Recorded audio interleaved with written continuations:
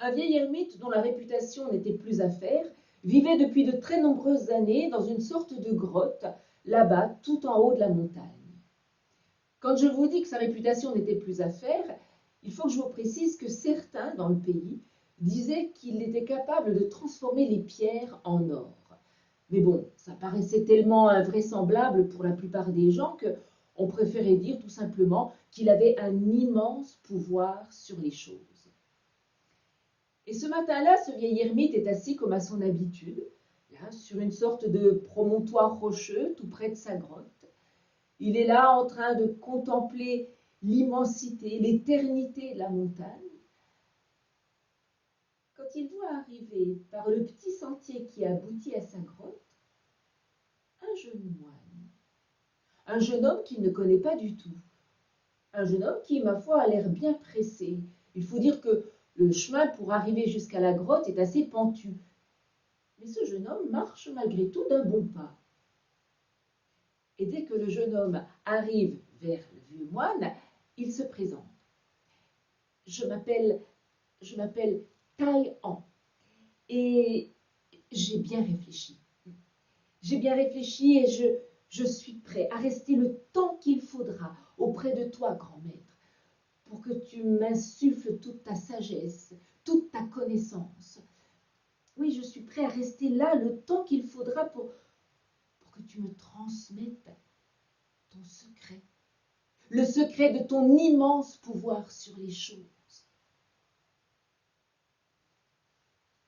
Le vieux moine, le vieux sage est assez flatté par la formulation de cette demande. Alors, ma foi, il accepte. Il accepte de briser sa solitude et il accepte que Tai An vive à côté de lui dans la grotte. Et ma foi, le temps passe. Le temps passe et tous les jours, Tai An est émerveillé par la somme de connaissances du vieux maître, par son immense sagesse. Mais au fur et à mesure que le temps passe, Tai An se sent comme obsédé par une question. Si bien qu'au bout de quelques semaines, régulièrement et de plus en plus souvent, Tai An ne peut pas s'empêcher de laisser sortir cette phrase qui lui brûle les lèvres. Grand maître, quand me livreras-tu ton grand secret, le secret de ton immense pouvoir sur les choses? Quand? Et chaque fois que Tai An pose cette question, il a droit à la même réponse.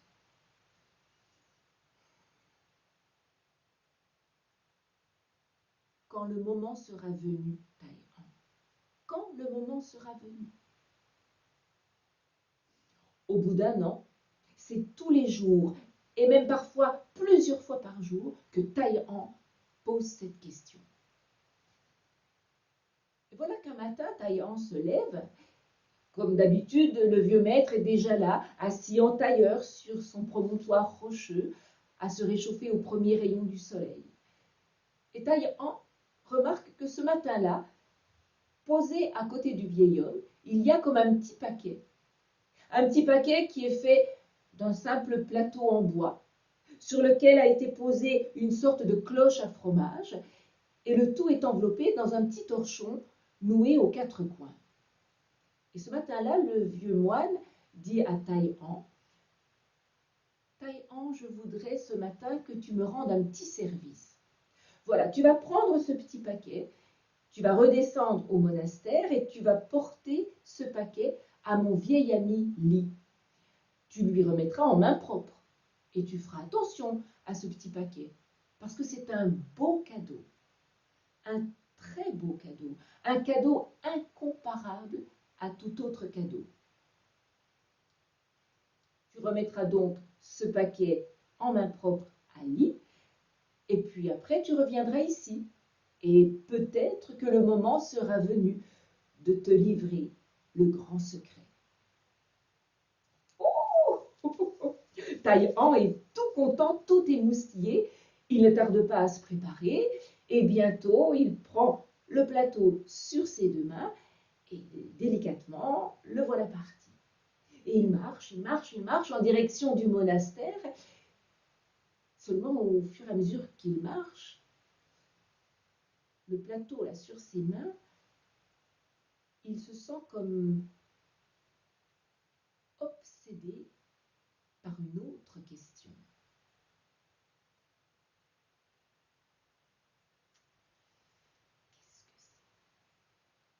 Qu'est-ce que c'est que ce cadeau incomparable à tout autre cadeau?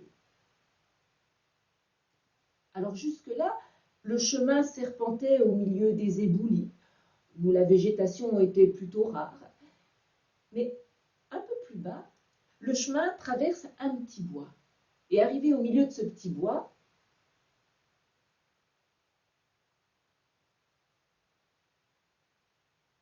Taï-En s'écarte du chemin. Il va se cacher derrière un arbre, pose le paquet sur le sol, il dénoue les petits nœuds du torchon, il soulève le couvercle et une toute petite souris grise s'en échappe et va se perdre au milieu de la végétation. Alors là, Taï-En sent la colère l'envahir. Il laisse là le torchon, le couvercle, le plateau, il fait demi-tour. Il furibond, il remonte jusqu'à la grotte et là, il laisse éclater sa colère. Oh, alors là, vraiment, vraiment, ça fait des semaines, des mois que je suis là, près de toi, essaye de m'imprégner de ta connaissance, de toute ta sagesse. Et là j'attends depuis des mois que tu me livres ton grand secret. Et toi, qu'est-ce que tu me demandes? Qu'est-ce que tu me demandes? Ah, mais tu t'es vraiment fichu de moi. Tu me demandes de transporter soi-disant un cadeau incomparable à tout autre cadeau. Et qu'est-ce que je transporte?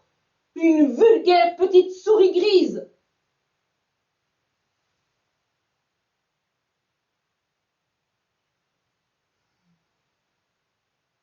Comment confier le plus grand des secrets à quelqu'un à qui on ne peut même pas confier une petite souris?